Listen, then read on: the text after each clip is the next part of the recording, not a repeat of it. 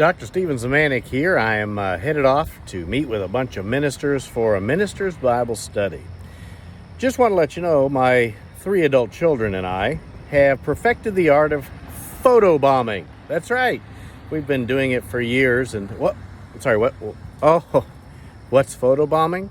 Photobombing is the incredible skill. It's a learned technique, let me tell you, of being able to slide into the picture frame at the last minute of a stranger.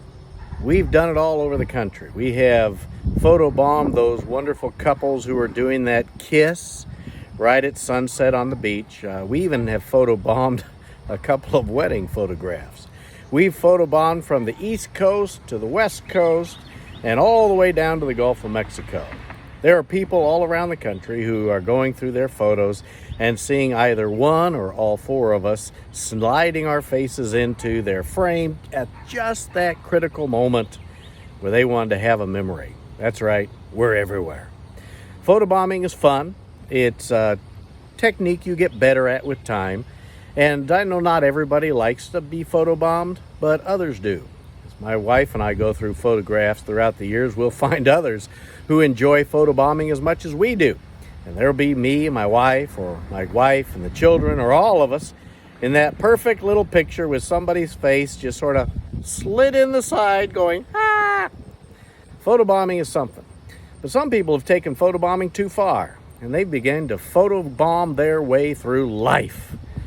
Now, if you're photobombing your way through life, let me just tell you, it's going to leave you empty and hollow. Photobombing your way through life simply means that you just sort of pop in at the last minute just to do something, just enough to be there. Some photobomb their way through relationships. They don't actually invest their time or talents or energy. They just sort of show up and say, I'm in a relationship.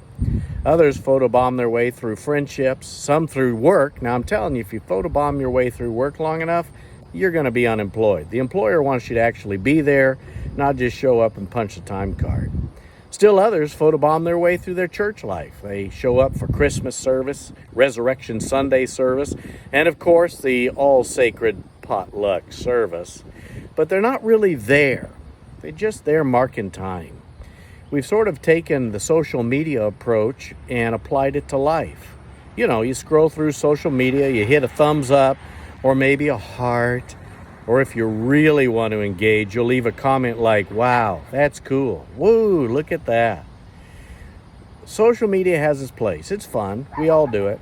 But you can't approach life the way you approach social media. You need to invest into life. You need to get involved in the situation you're in. My favorite verse, and I know many of you have heard it, comes from Ecclesiastes chapter 9, verse 10. He writes, whatever you find to do that thing with all your strength. Now, I've applied that for years in my life. And when you apply the verse of applying yourself in connection with the other biblical verses on life, you find that what you're really doing is investing your life in meaningful ways in the lives of others around you. I'm encouraging you to stop photobombing your way through life.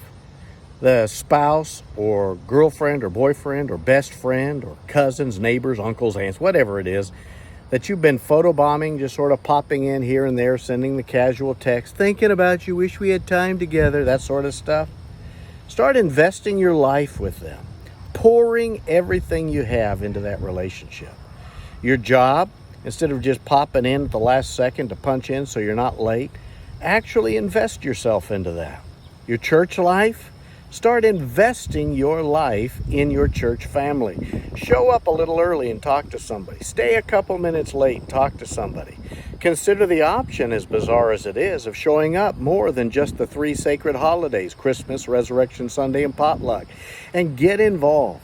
When you choose to invest your life instead of just photobombing life, you're going to find a greater sense of joy, peace, and purpose developing inside of you.